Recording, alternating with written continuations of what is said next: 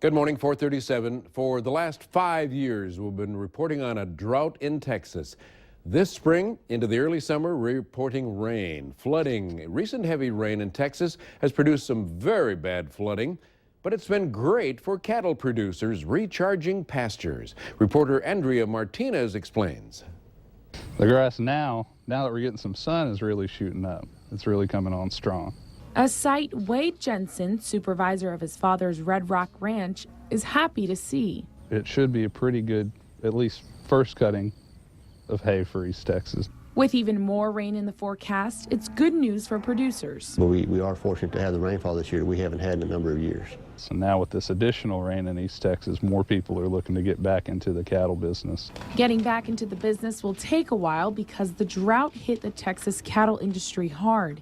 In recent years, cattle numbers have been the lowest since the 1950s. So our cow numbers have gone down, which has also driven the price up because the demand for beef is still high.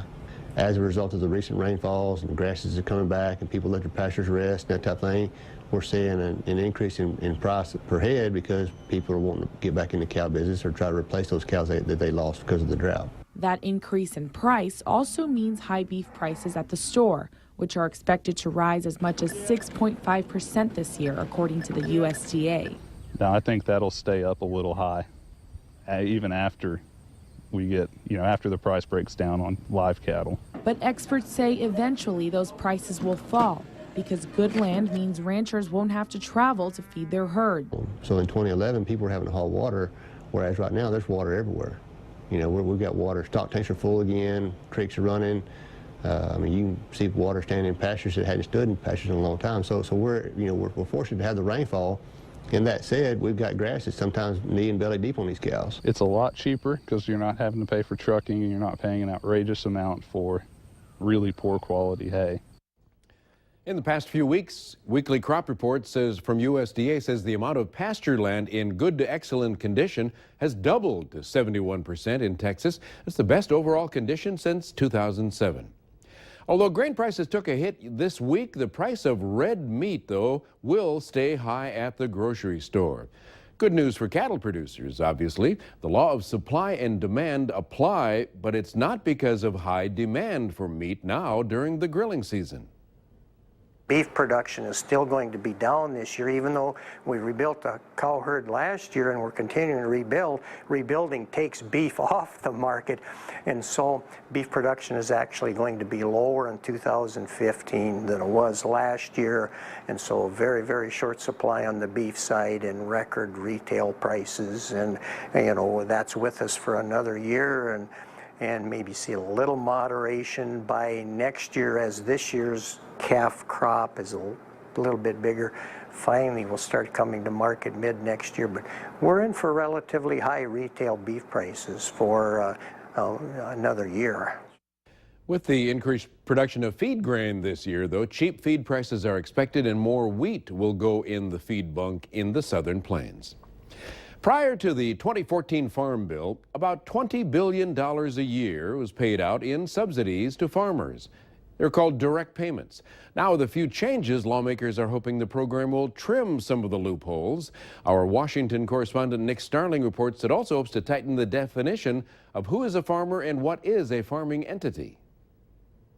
Farm subsidies. For some, those words leave a sour taste. Subsidies are supposed to be paid to farmers and agribusinesses to supplement their income and act as a safety net during bad times.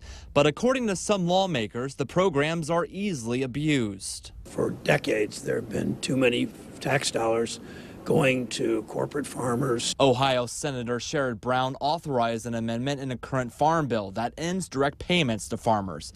It also protects against fluctuating crop prices. An insurance plan, if you will, so when prices are particularly low or natural disasters have hit, so farm production yield is way down, that farmers have a safety net. Nebraska Congressman Adrian Smith is also on board. Rather than just a farmer receiving indirect or direct payments from the government without ever paying a premium or anything. So this participation by the by the producers, I think is a step in the right direction. The Government Accountability Office says between 2007 and 2011, taxpayers paid about $3 million in subsidies at 2,300 farms that didn't have any crops. The current farm bill puts a stop to that. $14 billion were cut from subsidies, but crop insurance increased for farmers at a cost of $6 billion. I'm looking at a better way of doing things, that even Nebraskans are very used to handling and so forth. Let's look for innovation, but let's not sell ourselves short. But lawmakers admit these programs are not perfect and they still have a lot of work to do to cut government waste. Well, any large program is going to be difficult to manage. Some number of some big corporate farms are still are gaming the system. Reporting in Washington, I'm Nick Starling. Now, with the direct payments gone, USDA predicts that'll save taxpayers $19 billion over the next decade. It's 4:43. Right after the break, we'll come back, check the forecast for farming heading into the weekend.